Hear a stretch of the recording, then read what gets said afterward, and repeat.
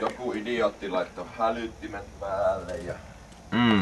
Kello 6 aamulla. Atlatsi, olisiko tuo kun? Onko yleensä? Ei.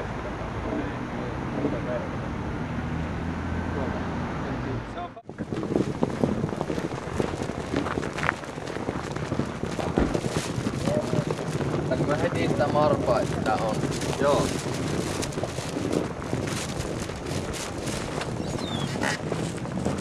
Toi varmaan mitä on. No ei.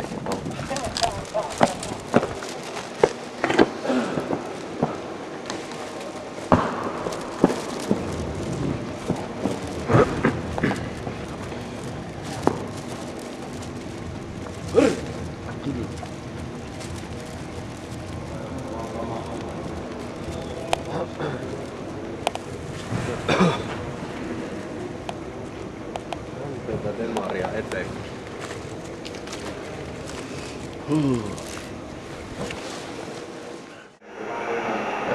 Miten Takeover valmistautui tähän turnaukseen ja miten pelit lähtivät käyntiin?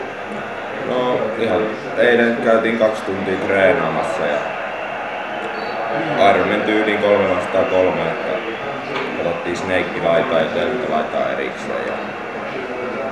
Ja ei siinä nyt perjantailta sen enempää. Ja nukuttiin yö hyvin ja lähdettiin lauantai-aamuna virkeänä kentälle ja pienet lämmöt siinä ennen ekaa peliä. Ja voitettiin eka peli puhtaasti 2-0 ja peli näytti muutenkin alkaneen ihan hyvin. Kaikilla tuntui luistava saralla.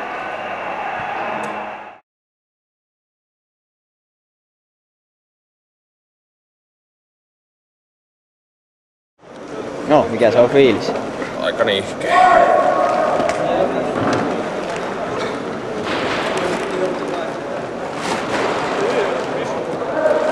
Ei naurata. Ei kauheasti.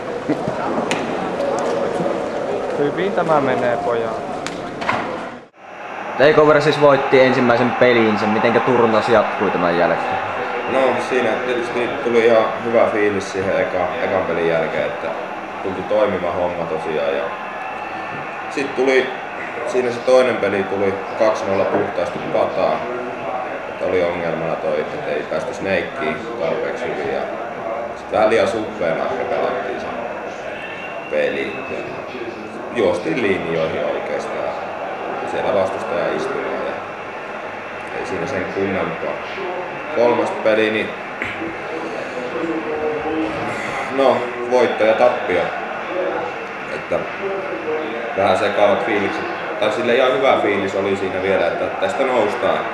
Ei mitään. Ja sitten toisessa kolmannessa pelissä niin eka piste häviö siinä ja mietittiin mitä tässä nyt voi tehdä, vaihtaa jotain pläniä ja sitä ei mutkat toiminut, oli vähän ongelmia niiden kanssa siinä. Ei mitään, toiseen pisteeseen sitten hävittiin sekin ja se ei ollut sitä mitä me yleensä pelataan, että joku vaan ei toimi, ei loksuttanut palasta.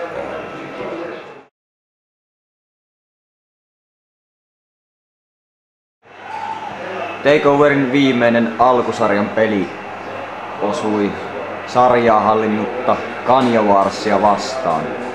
Millä fiiliksillä peliin lähdettiin ja kuinka se päättyi? No, pakko oli voittaa se. Ei ollut oikeastaan muuta vaihtoehtoa jäljellä kuin pakko voittaa. Ja tiedettiin kuitenkin, että Kanye Wars on ehkä turnauksen kovin joukkue. Että vaatii täydellistä onnistumista. Ja ei siinä. Saatiin sitten henkeä vähän päälle ja vietiin eka erä siitä helpohkosti. Ja sitten oikeastaan porukalla itseluottamus nousi vielä sen jälkeen, sen ekapisteen jälkeen, että ei mitään, vedetään tää tyylillä loppuun. Ja puhtaasti 2-0 vietiin se peli. Ja sitten se takas meille ton semifinaalipaikan tietyllä tavalla, että kun meni ristiin, että muuten peli sit siinä lopussa päästiin sitä kautta se meihin.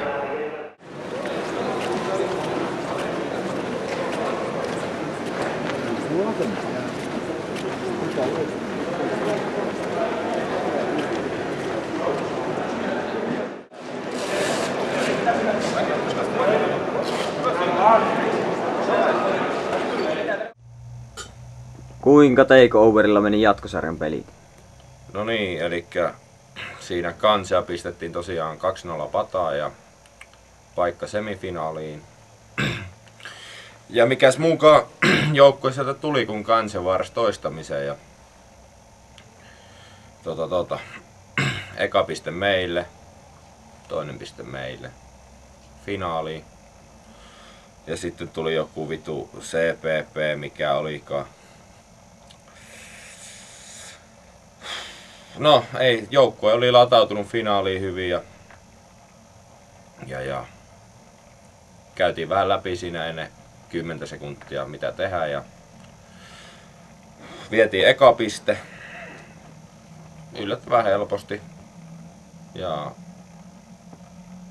lähdettiin toiseen pisteeseen. Kaikilla oli varmaan semmonen fiilis, että hoidetaan tää homma kotiin ja vittuakos tässä.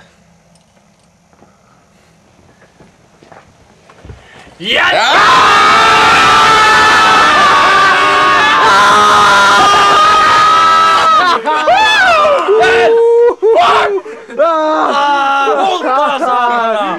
Kyllä. Kiva voittaa kerrankin. Kyllä. Ulkomailla. Tuli vittu. Bling bling!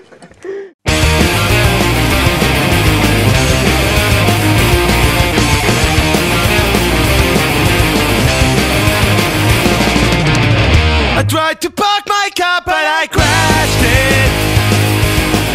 I tried to ride a bike, but I crashed it. Whatever I do, I seem to fail that. For heaven's sake, now keep your distance or you might just hurt yourself.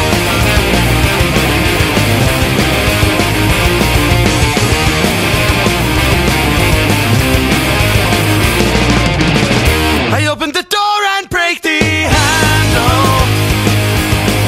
I eat a candy bar and find out it's a candle. Zero riding lottery, that's a bad.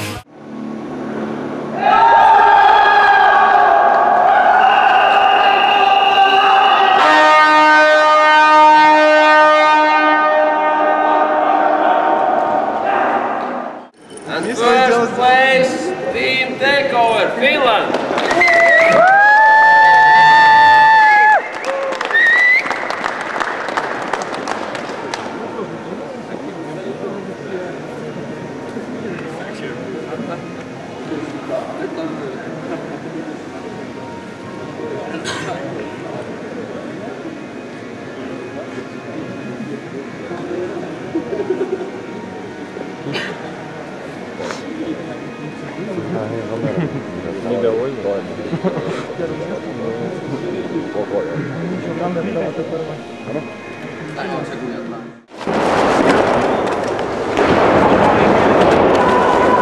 Siinä se rassailee tyytyväinen.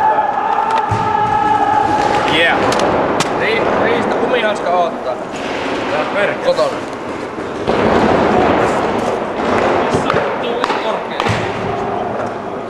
Miltäpä tuntuu? Kyllä mä tästä.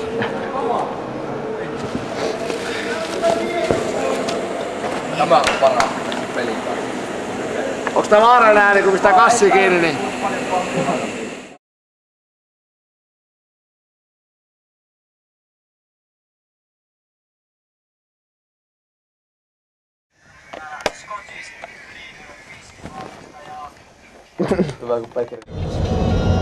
Viimeinen raportti Riikasta. Miehet on murtuneet. Illalla hilpeänä kaljaa, aamulla kalpeana hiljaa. Mitä? Tässä on ihan hyvä. Kaikki. Hyvä.